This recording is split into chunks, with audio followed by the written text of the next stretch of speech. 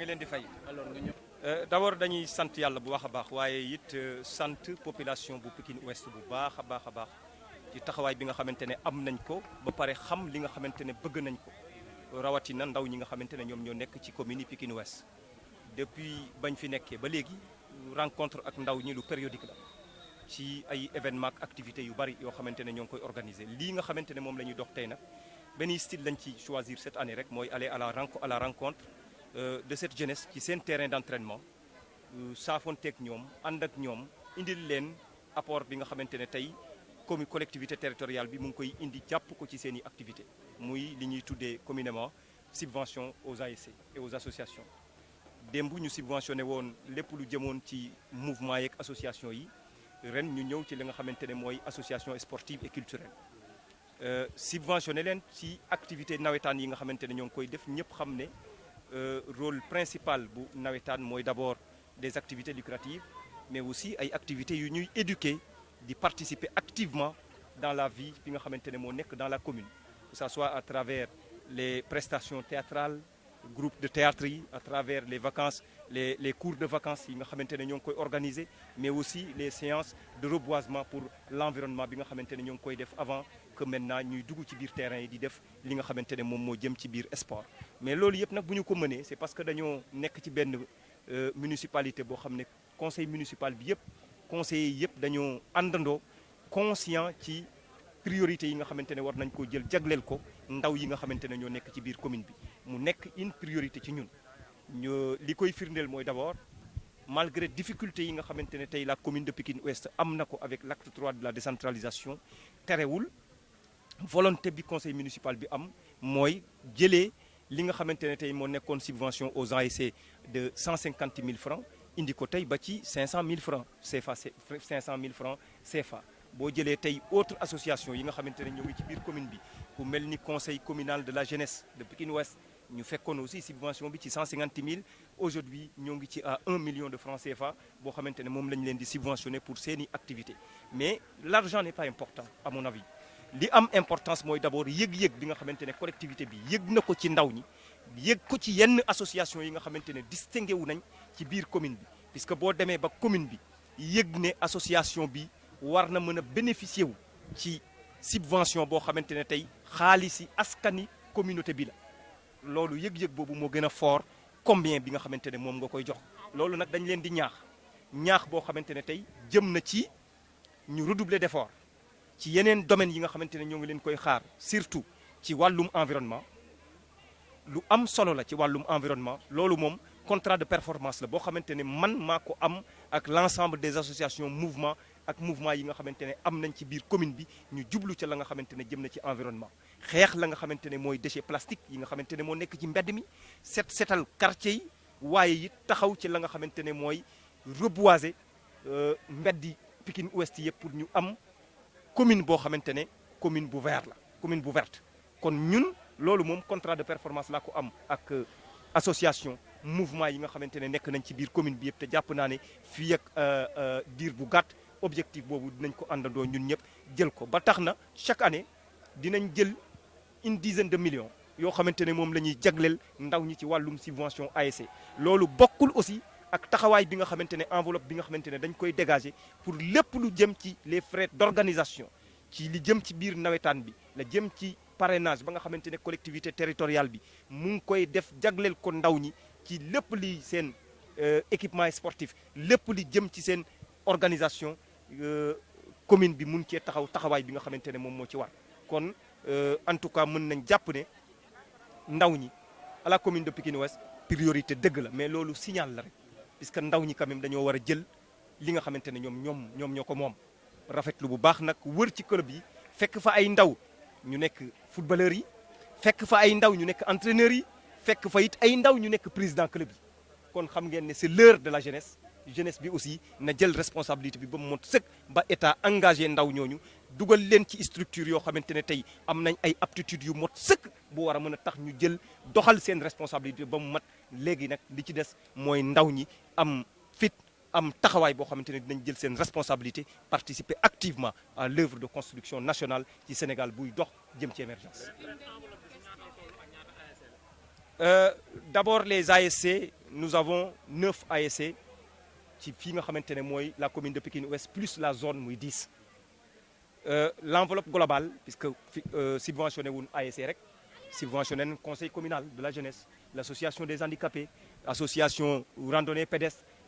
ñi nga xamante ne ñooy def basket ñi nga xamante ne ñooy def athlétisme ñi nga xamante ne ñooy def taekwondo ñi nga xamante ne ñooy def pétanque ñi ngi bàjjenu gox yi ak acteurs communautaires yi nga xamante ne yi yëngu ci wàllum santé ci biir commune bi donc financé nañ subvention écurie de lutte yi nga xamante ne ñoo nekk ci biir commune bi yëpp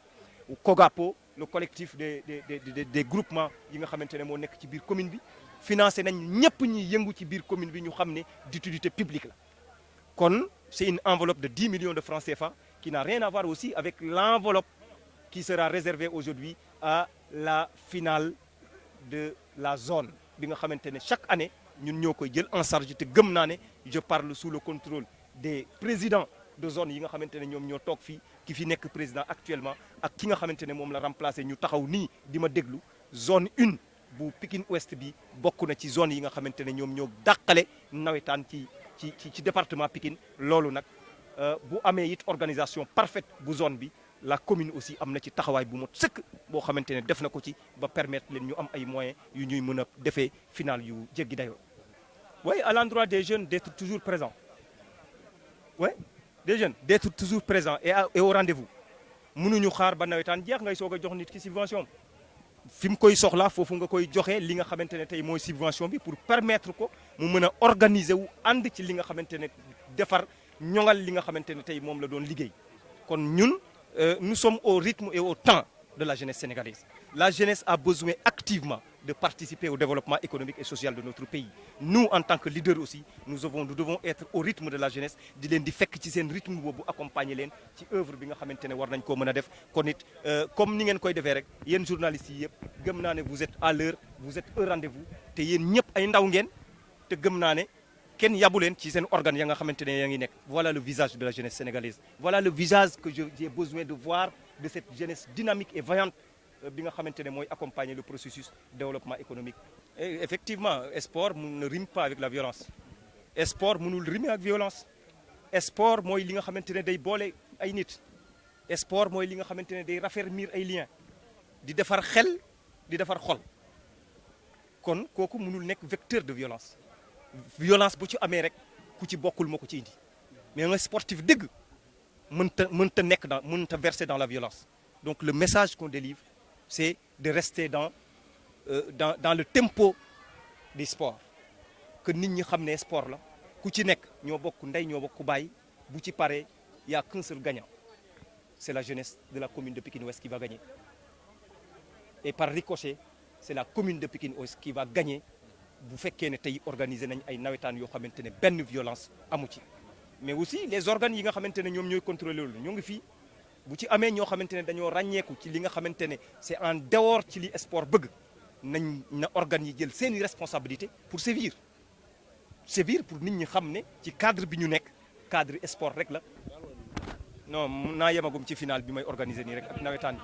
bi dama doon yóbbante benn wax rek waaye bàyyi rek ma yem ci final bi waaye juste nous sommes regroupés ici aujourd'hui pour rendre visite à l'ensemble des ASC de la commune de Pikine Ouest pour leur apporter la subvention de la municipalité comme on le fait chaque année. Cette année, ce qui a changé, c'est les styles. Nous sommes venus à la rencontre de cette jeunesse dans les terrains de foot pour partager avec cette jeunesse l'ambiance des entraînements au stade. Et apporter une subvention, le montant n'est pas important. Ce qui est important, c'est d'abord la reconnaissance de la municipalité de Pikine Ouest d'avoir choisi quelques associations et mouvements dans la commune pour une reconnaissance pour associations ou mouvements d'utilité publique. Ainsi, le peuple des OCB, des associations communautaires de base qui sont là, de santé, le conseil communal de la jeunesse, qui aujourd'hui, de 150 000 francs, se retrouve avec une enveloppe de 1 million de francs CFA en subvention, le club d'athlétisme, les écuries de lutte, les basketteurs, les clubs de taekwondo, les clubs de randonnée pédestre, en tout cas les étudiants, tous les acteurs de la commune de Pikine Ouest qui agissent et qui participent au développement local de la commune ont reçu aujourd'hui leur subvention. Cela aussi est un geste pour accompagner la dynamique de la jeunesse de la commune de Pikine-Ouest. Puisqu'aujourd'hui, nous nous sommes rendus compte que la jeunesse est prête aujourd'hui à prendre ses responsabilités. Après avoir été dans des structures pour acquérir toutes les aptitudes nécessaires, aujourd'hui il est temps, il est le moment de prendre les responsabilités, puisque nous croyons à la jeunesse et nous croyons fermement que cette jeunesse mènera le Sénégal vers les cimes du développement. Bien évidemment, un message qui répond à l'appel de la jeunesse. C'est-à-dire que nous, autorités publiques, nous sommes obligés aujourd'hui de s'aligner au rythme de la jeunesse sénégalaise. La jeunesse sénégalaise s'est précipitée aujourd'hui pour montrer aux autorités qu'elle est prête. Elle est prête à agir, elle est prête à participer dynamiquement dans le processus de développement économique de notre pays. Nous, en tant que leaders, on ne peut que s'aligner à cela. Et voilà le visage que j'ai besoin de voir de la jeunesse sénégalaise. Une jeunesse sénégalaise prête, vaillante, dynamique, prête aujourd'hui à accompagner toutes les politiques publiques, particulièrement les politiques territoriales. Donc aujourd'hui, je suis très ravi, comme je peux le comparer aussi avec vous-même, qui êtes dans les organes. Je suis sûr et certain que je suis en face de jeunes qui sont conscients de leur mission, conscients de leurs responsabilités. Je suis sûr que dans vos organes, personne aujourd'hui ne peut vous dire quoi que ce soit dans vos organes. Ce visage-là traduit le visage de la jeunesse sénégalaise. Cette jeunesse qui refuse l'asthénie de la volonté. Cette jeunesse qui veut participer activement au développement de notre pays, qu'on donne la chance à cette jeunesse. En tout cas, moi personnellement, je crois à cette jeunesse et je crois que cette jeunesse accompagnera le Sénégal. Notez tout ce qui ne fait pas partie des sports, dans le milieu des sports. Les sports ne riment pas du tout avec la violence. Du tout. Donc, si on constate des violences dans les sports, c'est parce qu'il y a des gens qui n'en font pas partie, il y a des intrus qui sont venus dans les sports. Mais les sports est fait pour raffermir les liens. Les sports est fait pour réconcilier les gens. Les sports est d'abord fait pour en tout cas participer au développement de l'esprit, au développement du cœur. Donc on ne peut pas admettre que la violence ait une place dans ça. Donc je souhaite vraiment qu'on ait des nawetanes apaisés dans un élan sportif, que toutes les ASC s'inscrivent dans cet élan pour donner en tout cas toutes les lettres de noblesse à ces sports rois, le football, mais aussi interpeller les organisations, les organisateurs, c'est-à-dire l'ONCAV, l'ODECAV, et les zones qui aujourd'hui organisent les nawetanes, qu'ils se basent sur les textes pour sévir ces gens-là qui importent la violence dans les sports. Et qu'on puisse respecter les textes et les règlements pour sévir sévèrement les gens qui viennent aujourd'hui des faiseurs de troubles dans le milieu des sports. Les sports est fait pour raffermir les liens. On doit rester vraiment dans le cadre des sports. Merci, je vous remercie.